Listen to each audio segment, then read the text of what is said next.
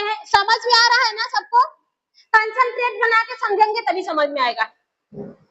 Mitosis में क्या होता है, जो माइटोसिस की प्रोसेस होती है, इसमें एक मदर सेल से 2 डॉटर सेल्स बनती है। माइटोसिस में यहाँ पे बोला है ना माइटोसिस, माइटोसिस में क्या होता है कि एक मदर सेल से, जो मदर सेल्स रहती है, इससे 2 डॉटर सेल्स बनती है। एक मदर सेल से 2 डॉटर सेल्स बनती है। यहाँ पे सेल डिवीजन हुआ तभी 2 बनी, मतलब ये हमारी मदर सेल्स है और 2 डॉटर सेल का निर्माण की। लेकिन मियोसिस में ऐसा नहीं होता है। मियोसिस में 1 मदर सेल से 4 डॉटर सेल्स बनती है। कितनी डॉटर सेल्स बनती है? 4 डॉटर सेल्स बनती है। नारियल का पानी, नारियल का पानी बहुत ही न्यूट्रिएंट होता है, बहुत ही न्यूट्रिएंट होता है। क्यों? क्योंकि उसमें न्यूक्लियस का बहुत तेजी से विभाजन होता है। यहाँ पे हम जो विभाजन करवाएंगे, किसका करवाएंगे भाई? न्यूक्लियस का करवाएंगे। माइटोसिस में एक डॉटर सेल से 2 डॉटर सेल्स बनती है। एक डॉटर सेल से 2 डॉटर सेल बनती है, मतलब 2 न्यूक्लियस प्रेजेंट हुए, 2 न्यूक्लियस डिवाइड हुए। लेकिन मियोसिस में एक डॉटर सेल, एक मदर सेल के न्यूक्लियस से 4 न्यूक्लियस बने। इसलिए जो नारियल का पानी होता है उसको बहुत ही न्यूट्रिएंट माना जाता है।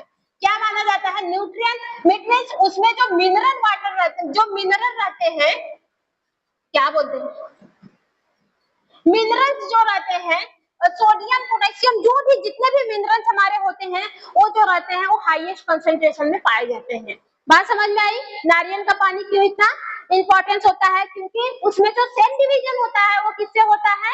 मियोसिस से होता है, ना कि माइटोसिस से होता है। माइटोसिस में सिर्फ याद रखिएगा, एक डॉटर सेल से एक मदर सेल से 2 डॉटर सेल्स बनेगी। मियोसिस में एक डॉटर सेल से, एक मदर सेल से 4 डॉटर सेल्स बनती है। ठीक है, बता दिए एग्जांपल। फॉर एग्जांपल मियोसिस का सेल डिवीजन किसमें होता है? नारियल के पानी में। समझ में आया? अब देखो इसके बाद क्या है? Cell wall. सेल डिवीजन समझ में आ गया। सेल वॉल को क्या बोल रहा है? Usually presence made of the peptidoglycan, peptidoglycan.